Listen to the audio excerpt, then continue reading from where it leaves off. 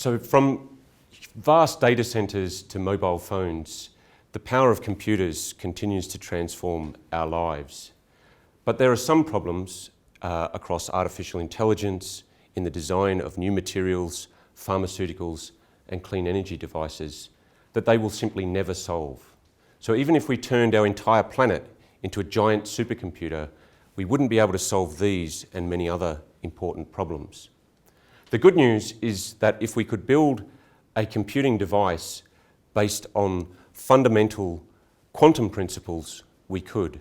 And so back when I was a long-haired undergraduate student, I lent this magazine to everyone in my quantum mechanics class. And the idea that we could build an unimaginably powerful computer by harnessing the bizarre laws of quantum physics seemed crazy. And I never got the magazine back, but I no longer think it's crazy. And so in 2001, I was really amazed to tackle this problem of how we get from the few components that we have in the lab to the millions that we need to build a useful quantum computer. And back then, in 2001, I was inspired by a really breakthrough proposal which showed that actually we can quantum compute with light. What we've come to today is the ability to manufacture a quantum computer based on light using the semiconductor industry as we know it today. So these silicon wafers contain millions of computer chips, and each of those chips contains billions of computers.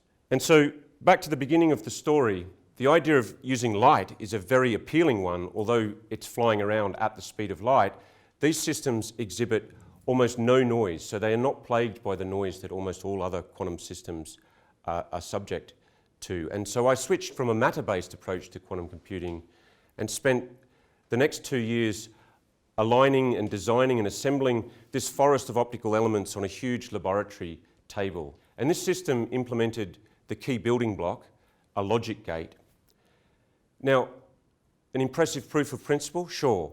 Manufacturable by the millions? Absolutely not. And that simply wasn't good enough for us. And so by 2008, we'd taken that entire laboratory bench full of optical components and put it onto a silicon chip measured in centimetres. Now that was really exciting progress and bode well for the future of quantum computing, but there was still plenty more work to be done. And so just 2 years ago, we were able to take those same building blocks and make them 1 million times smaller. But even more importantly, we used the standard tools of a manufacturing line of a big chip maker.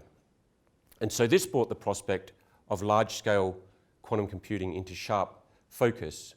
And so we've spent the 2 years since developing and refining this blueprint, which people are starting to get very excited about. Now, I'm sure it won't be obvious in a quick glance, but all of the components are standard and no exotic fabrication or operating conditions are required. And this blueprint will enable us to build the first quantum machine capable of tackling important problems across artificial intelligence, genomics and genetic engineering, in finance, and in the design of new materials, pharmaceuticals, and clean energy devices. It's also true that if you look anywhere across science and technology, you will find problems that a quantum computer can solve. And solving these problems will enable us to tackle some of the great challenges that we face today in climate change, in economics, in big data, in cybersecurity, and so the list goes on. And so to conclude, without a realistic plan of how to manufacture the millions of components that we need for a quantum computer, schemes are worth nothing.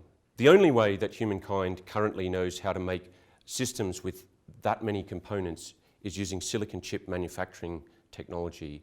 And we're in the process of doing that to bring it to bear on some of these grand challenges. And I think just as the computer is now at the center of our lives, so too a quantum computer will ignite a new technology revolution that will transform almost every aspect of our lives, society, and economy.